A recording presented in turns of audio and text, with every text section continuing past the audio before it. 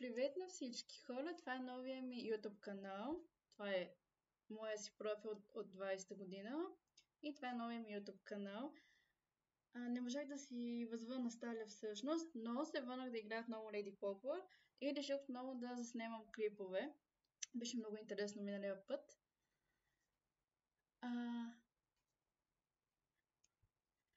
Сега, това е първи видеоклип. Сега ще влечем куклата в темата за Елената. Така ли се казваше? Конкурса за красота. Сияйно от природата. Добре, сега ще направим тоалета. Помежду играта много се е променила. Влязох може би вчера за малко и днеска за малко и сега се застоях повече. Не съм влизала може би от една година или 6-7 месеца, грубо. Но нищо, много ми се игра Lady Poplar, а и много промени има. Така, горе-долу имам идея какъв ще бъде туалета на куклата. Не знам дали ще се впиша много в темата, но в крайна сметка не забравяйте, тук няма правила в тази игра. Поне аз така играя, откакто се помня.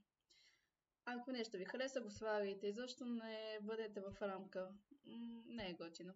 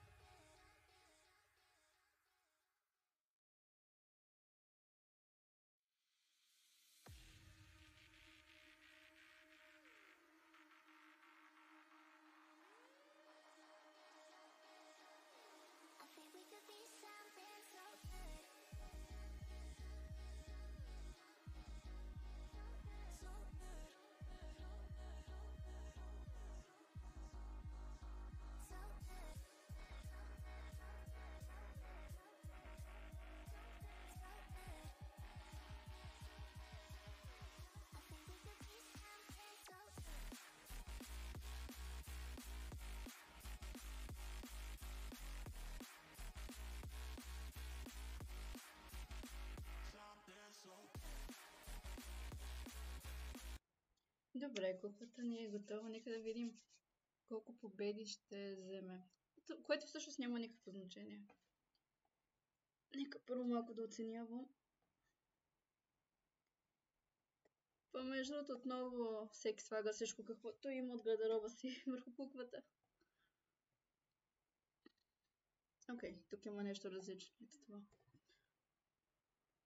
Добре, ужас, наистина ужас. Препълнени туалети, нищо интересно няма.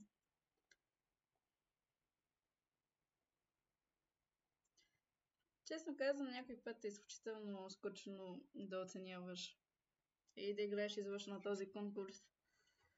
Общо взето всеки си слага всичко така по-скъпо диаманти, айде.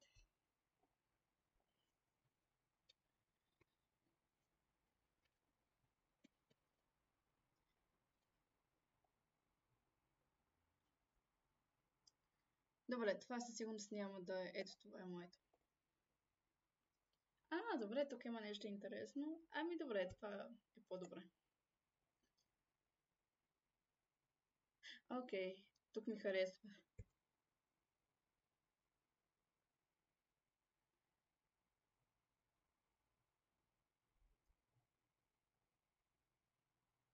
Добре, това е окей, това е готина.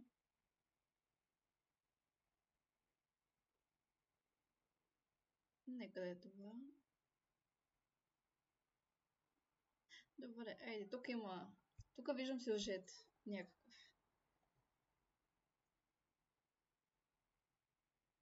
Добре, хайде още два пъти и спираме с оценяването.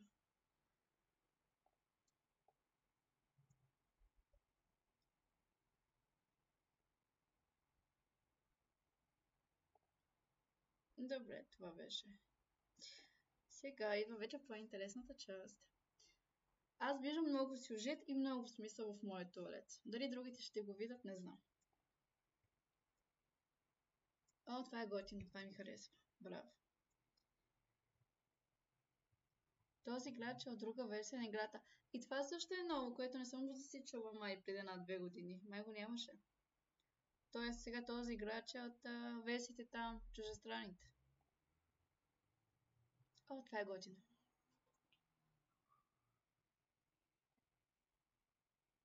Това не е готино.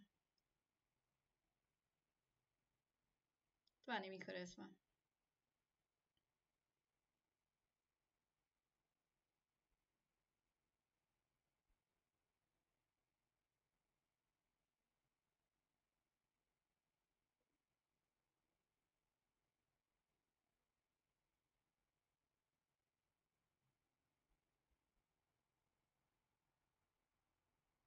Това не ми харесва.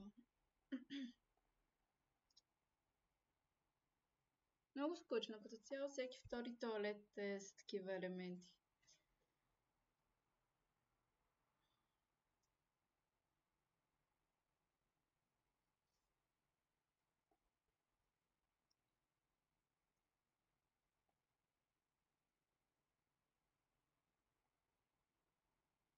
Добре, това е готино.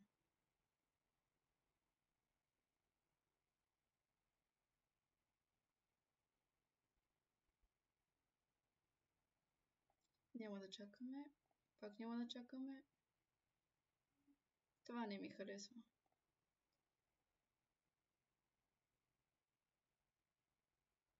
Това ми харесва.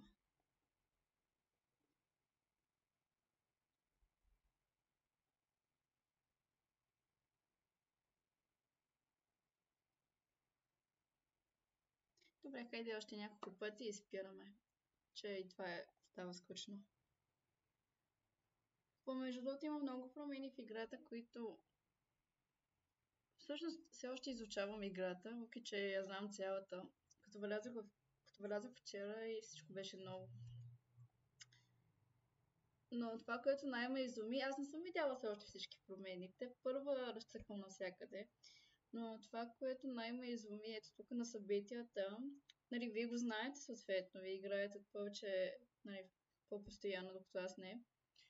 Може да си изберете събитие и да го играете само за вас и като колекциите. И това е уникално, защото избрах телепорт, Ако не знаете, силно знаете, но да кажа, телепорта е едно от малките събития, които можете да вземете всичко, без да давате дори един диамант.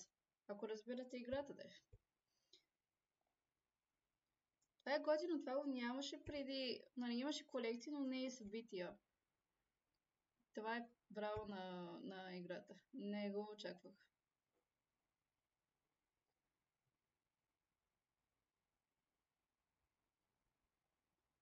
Добре, хайде само да изхъбим ето тези 7 и сме готови тук. Много ми харесва туалета ми, много ми е готин. Ама и този туалет също е уникален. Ей, такива готини туалети обичам да гледам. И това ми харесва много. Това не ми харесва. Ай, добре, още 3 пъти сме готови. Това е готино, харесва ми. Това не. О, ей, това ми харесва много. Браво. Много оригинален туалет. Ей, това е.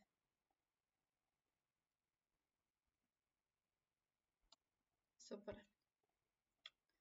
Ами това беше видеото. Това е първото видео и говоря на глас и се притеснявам. Най-вероятно като заснема това видео няма да гледам видеото. Не искам да си чувам гласа. Кой изобщо си харесва гласа? Не и аз, сигурност. Така, това беше видеото. Ако сте гледали, благодаря, че гледахте и до следващия път.